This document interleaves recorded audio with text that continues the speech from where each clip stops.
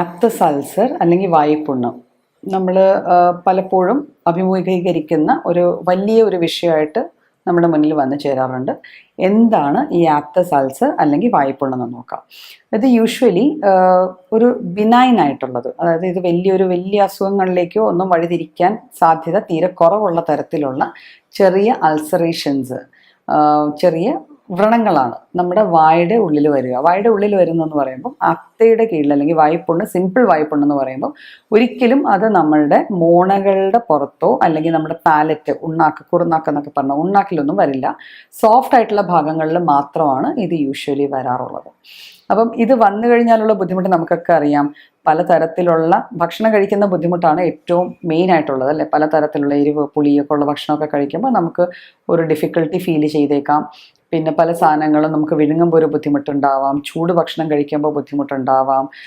അതുകൂടാതെ സംസാരിക്കുമ്പം ആർട്ടിക്കുലേഷൻ പ്രോപ്പറായിന്ന് വരണമെന്നില്ല. പലപ്പോഴും സംസാരിക്കുമ്പം ഒരു തടസ്സം നമുക്ക് ഫീൽ ചെയ്യും, ഈ വായ്പുണ്ണ് കൂടുതലായിട്ടുള്ളത് കൊണ്ട്.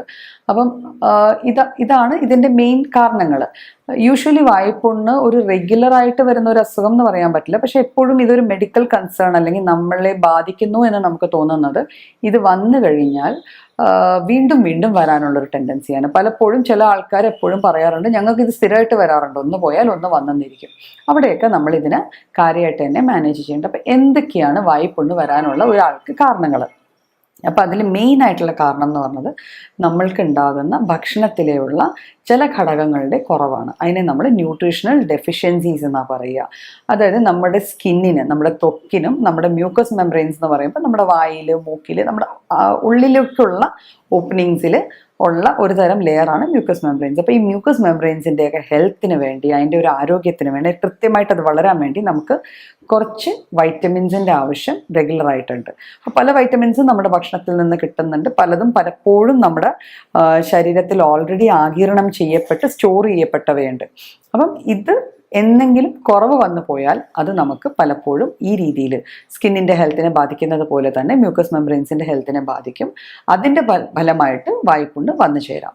രണ്ടാമത്തെ കാരണം എന്ന് പറഞ്ഞാൽ മെക്കാനിക്കൽ കോസസ് ആണ്. പലപ്പോഴും പലരിലും, മിക്കപ്പോഴും പിള്ളേരിൽ കാണപ്പെടുന്നത് ബ്രഷ് ചെയ്യുന്ന സമയത്ത് ബ്രഷ് മുട്ടി, അല്ലെങ്കിൽ ബ്രഷ് കൊണ്ടു, അല്ലെങ്കിൽ വളരെ ചൂടുള്ള ഒരു ഭക്ഷണം കഴിച്ചു, വാ പൊള്ളി, അങ്ങനെയൊക്കെ വന്നു കഴിയുമ്പോൾ അതാണ് മെക്കാനിക്കൽ കോസസ് എന്ന് പറയുക. എന്തെങ്കിലും ഒരു ഇഞ്ചുറി അല്ലെങ്കിൽ ഒരു ഇമ്പാക്റ്റ് കൊണ്ട് നമുക്ക് വരുന്ന വായ്പുണ്ണുകൾ അല്ലെങ്കിൽ അൾസേഴ്സിനെയാണ് നമ്മൾ മെക്കാനിക്കൽ കോസസ് കൊണ്ടുവന്നെന്ന് പറഞ്ഞത്. പിന്നെ കെമിക്കൽ കോസസ് ഉണ്ട്, അല്ലേ?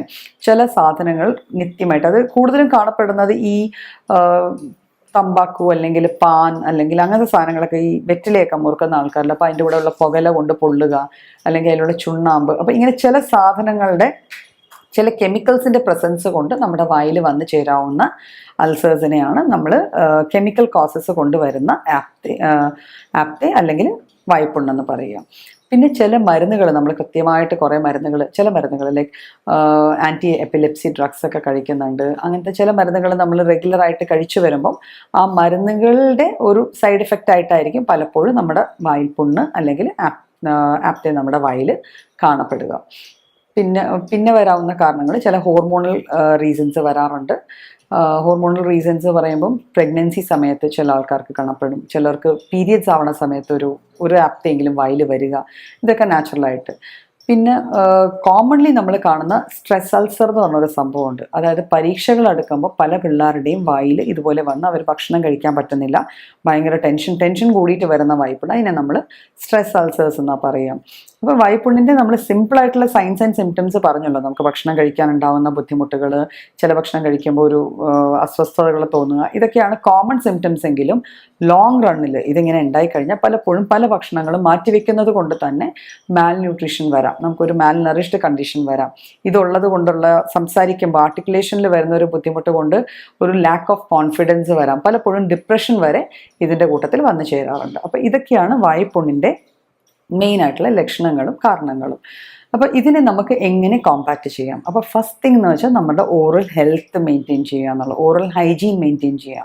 ഓറൽ ഹൈജീൻ മെയിൻറ്റെയിൻ ചെയ്യണമെങ്കിൽ നമ്മൾ സ്വാഭാവികമായിട്ട് ഭക്ഷണം കഴിഞ്ഞ് 2 നേരവും രാവിലെയും വൈകുന്നേരവും പല്ല് നന്നായി തേക്കുക, വാ കഴുകുക, ഇതൊക്കെ നമ്മൾ സ്ഥിരം കുഞ്ഞുകാലം മുതൽ കേട്ട് വരുന്ന കാര്യങ്ങളാണ്.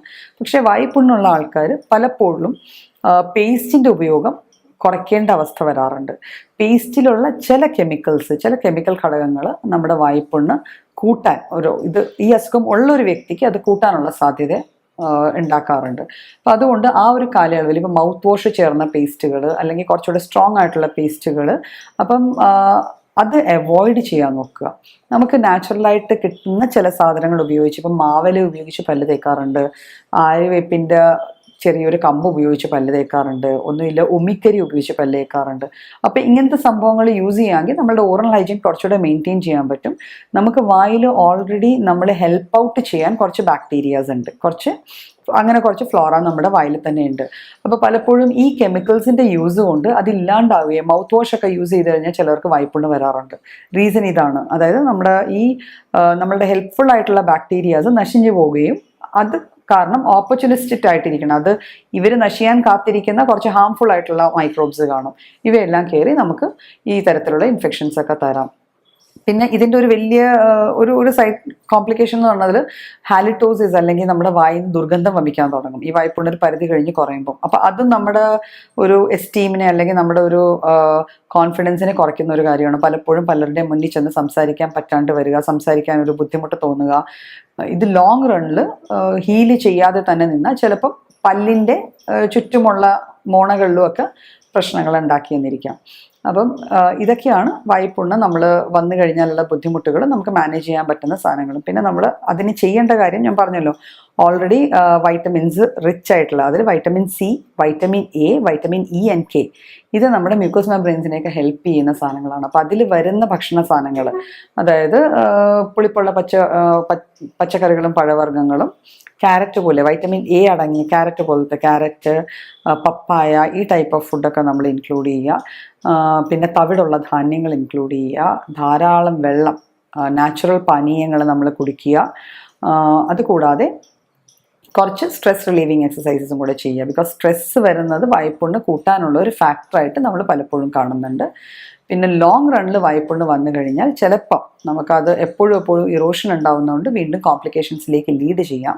അപ്പം വായ്പുണ്ണ് അടിക്കടി വരുന്ന ആൾക്കാർ ചെയ്യേണ്ടതെന്ന് വെച്ചാൽ അതിനൊരു സഹായവും കൂടെ തേടുകയും മെഡിസിൻസ് കഴിച്ച് അത് ഹാൻഡിൽ ചെയ്യാനും ശ്രമിക്കേണ്ടതാണ്.